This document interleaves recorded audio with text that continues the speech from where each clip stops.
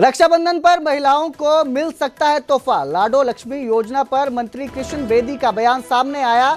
महिलाओं को हर महीने 2100 रुपए जो है दिए जाएंगे। हरियाणा की 50 लाख महिलाओं को लाभ मिलेगा। आयु वर्ग, आय और समय को ध्यान रखते हुए ये तैयारी की गई है। मुख्यमंत्री नायब सिंह सैनी जल्द इसकी घोषणा कर सकते हैं। महिलाओं को हर महीने 2100 रुपए दिया जाएगा। तो जो लाडो लक्ष्मी योजना है उसके तहत रक्षाबंधन के मौके पर महिलाओं को यह तोहफा मिल सकता है। जल्द ही इसका ऐलान किया जा सकता है। देखिए, हम चुनाव में जब गए थे तो हमने एक वादा किया था कि बहनों की हर महीने कुछ आर्थिक मदद हो और 2100 रुपया पर महीने बहन की रसोई के लिए, उनके परिवार की सहायता के लिए सरकार की तरफ से एक सम्मान बहनों का बने, उसकी हमने घोषणा की थी। और हरियाणा सरकार लाडो लक्ष्मी योजना के ऊपर हमारे माननीय मुख्यमंत्री जी के निर्देशानुसार, पार्टी के और घोषणा पत्र के निर्देशानुसार हम तैयारी में हमारा विभाग लगा हुआ है। और उस पर कई प्रकार की एक्सरसाइज और लंबी लंबी बैठकों के बाद हम काफ़ी आगे तक बढ़े हैं। वो आयु वर्ग की बात भी है, आय वर्ग की बात भी है और समय की बात भी है। हमने 3-4 प्रपोजल विभाग ने तैयारी कर ली है। उसमें आयु वर्ग को ध्यान रखते हुए भी की गई है, आय को भी और समय को भी। सीएमओ को हमने अपना सारी तैयारी करके विभाग ने दे दी है। और जैसे ही मुख्यमंत्री कार्यालय की तरफ से और वित्त विभाग की तरफ से हमारे विभाग को जिस प्रकार की जानकारी देने की और योजना लेकर जाने की बात आएगी, हमारा विभाग उसी समय उस योजना की तैयारी में बिल्कुल तैयार है। और मुझे उम्मीद है कि मुख्यमंत्री जी शीघ्र ही इस योजना को, इस स्कीम को बहनों की उन्नति और तरक्की के लिए, मजबूती के लिए, उनका सशक्तिकरण के लिए शीघ्र ही इसको घोषित करेंगे। और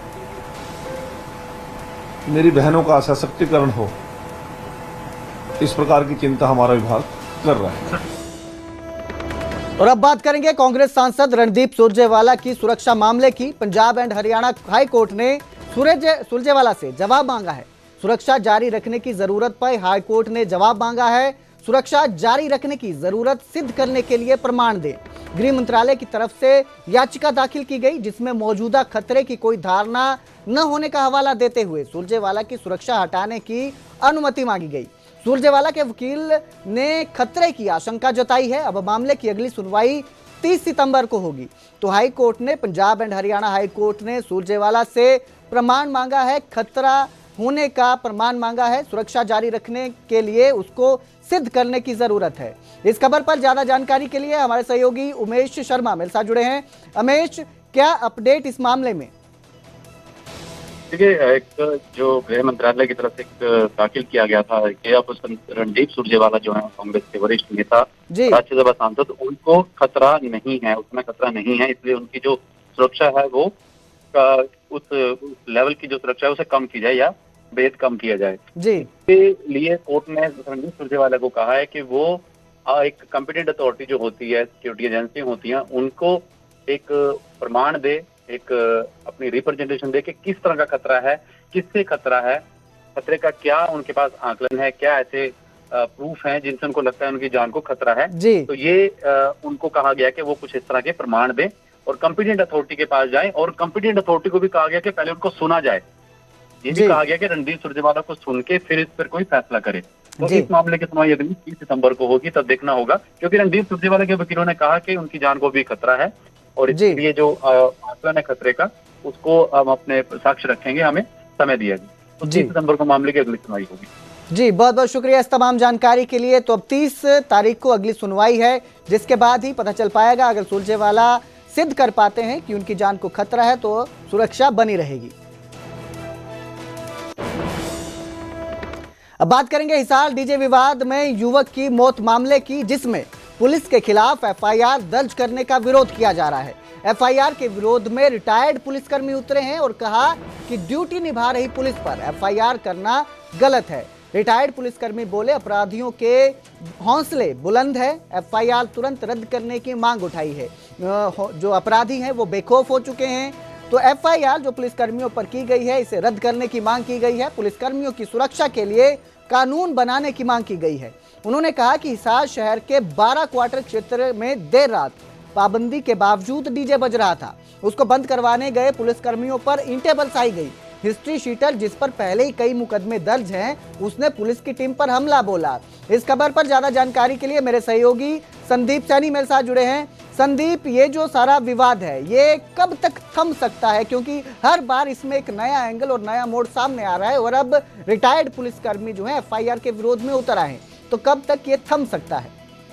जी, जो पहले था वो जो डीजे विवाद में जिस युवक की मौत हुई थी, उसके परिजन जो थे 11 दिन तक धरने पे बैठे थे और उनकी मांग थी कि जो उनकी जो बेटे की मौत है वो पुलिस के द्वारा पीटने से और उसे धक्का देने से हुई है। तो इसी को लेकर जब कंटिन्यू जो धरना चलता रहा 11 दिन और सरकार के संज्ञान में ये मामला आया, तो उन्होंने एफआईआर करने के पुलिस कर्मियों के खिलाफ जी संदीप, एफआईआर हो चुकी है, लेकिन अब जो ये नया विवाद शुरू हुआ है इसको बताइए।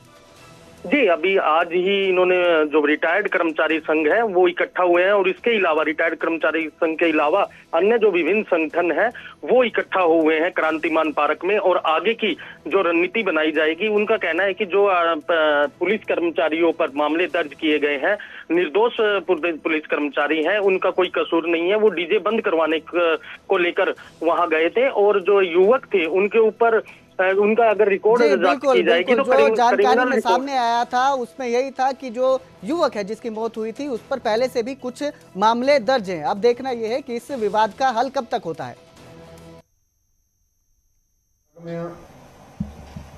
दिल्ली ਦੇ ਵਿੱਚ 4 दिन लगातार एक समागम ਹੁਣ ਕਰਨਾਟਕਾ ਬੰਗਲੌਰ ਵਿਖੇ ਗੁਰਮੁਖ ਨੂੰ 350 ਸਾਲਾ ਸਮਰਪਿਤ ਨੂੰ ਹੋਇਆ।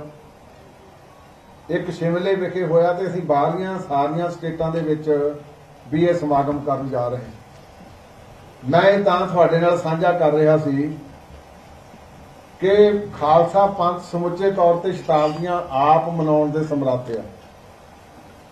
ਇਹ ਜਿੱਥੇ ਆਪ ਮਨਾਉਂਦਾ ਉੱਥੇ ਸਾਰੀਆਂ ਜਥੇਬੰਦੀਆਂ ਦੀ ਸਹਿਯੋਗ ਲੈਂਦਾ ਹੈ ਤੇ ਮੈਨੂੰ ਖੁਸ਼ੀ ਵੀ ਆ ਕਿ ਸਿੱਖ ਪੰਥ ਦੀਆਂ ਸਾਰੀਆਂ ਜਥੇਬੰਦੀਆਂ ਸ਼੍ਰੋਮਣੀ ਗੁਰਦੁਆਰਾ ਪ੍ਰਬੰਧਕ ਕਮੇਟੀ ਦੀਆਂ ਇਹਨਾਂ ਸ਼ਤਾਬਦੀਆਂ ਵਿੱਚ ਵੱਧ ਚੜ ਕੇ ਹਿੱਸਾ ਲੈਂਦੀਆਂ ਤੇ ਆਪਣਾ ਯੋਗਦਾਨ ਪਾਉਂਦੀਆਂ। ਪਰ ਮੈਂ ਜਿਹੜੀ ਆ ਹੁਣ ਤੁਹਾਡੇ ਨਾਲ ਗੱਲ ਸਾਂਝੀ ਕਰਨ ਜਾ ਰਿਹਾ, ਇਹਨੂੰ ਕਿਸੇ ਦੂਸਰੇ ਪੱਖ ਤੋਂ ਨਾ ਲਿਆ ਜਾਵੇ। ਮੈਂ ਸਰਕਾਰ ਨੂੰ ਕਹਿਣਾ ਚਾਹੁੰਦਾ ਕਿ ਸ਼੍ਰੋਮਣੀ ਗੁਰਦੁਆਰਾ ਪ੍ਰਬੰਧਕ ਕਮੇਟੀ ਨੇ ਬਹੁਤ ਦਿਨ ਪਹਿਲਾਂ ਪ੍ਰੈਸ ਕਾਨਫਰੰਸ ਕਰਕੇ ਈਵਨ ਮੈਂ ਅਨੰਦਪੁਰ ਸਾਹਿਬ ਵੀ ਥੋੜੇ ਦਿਨ ਪਹਿਲਾਂ ਗਿਆ ਸੀ ਤੇ ਉਦੋਂ ਵੀ ਉੱਥੇ ਕਿਹਾ ਸੀ ਕਿ ਅਸੀਂ ਸਾਰੀਆਂ ਸਰਕਾਰਾਂ ਨੂੰ, ਚਾਹੇ ਸੈਂਟਰ ਦੀਆਂ ਤੇ ਚਾਹੇ ਪੰਜਾਬ ਤੇ ਬਾਕੀ ਸਟੇਟਾਂ ਦੀਆਂ, ਸਾਰਿਆਂ ਨੂੰ ਅਸੀਂ ਇਨਵੀਟੇਸ਼ਨ ਦਿਆਂਗੇ ਇਹਨਾਂ 3 ਦਿਨਾਂ ਦੇ ਸਮਾਗਮ ਦੇ ਵਿੱਚ ਸ਼ਾਮਲ ਹੋਣ ਲਈ। ਪਰ ਮੈਨੂੰ ਅਫਸੋਸ ਨਾਲ ਕਹਿਣਾ ਪੈ ਰਿਹਾ ਕਿ ਸਰਕਾਰਾਂ ਦੇ ਕਾਰਜ ਨਹੀਂ ਹੁੰਦੇ ਧਾਰਮਿਕ ਖੇਤਰ ਦੇ ਵਿੱਚ ਜਿਹੜੀਆਂ ਸ਼ਤਾਬਦੀਆਂ ਮਨਾਉਣੀਆਂ।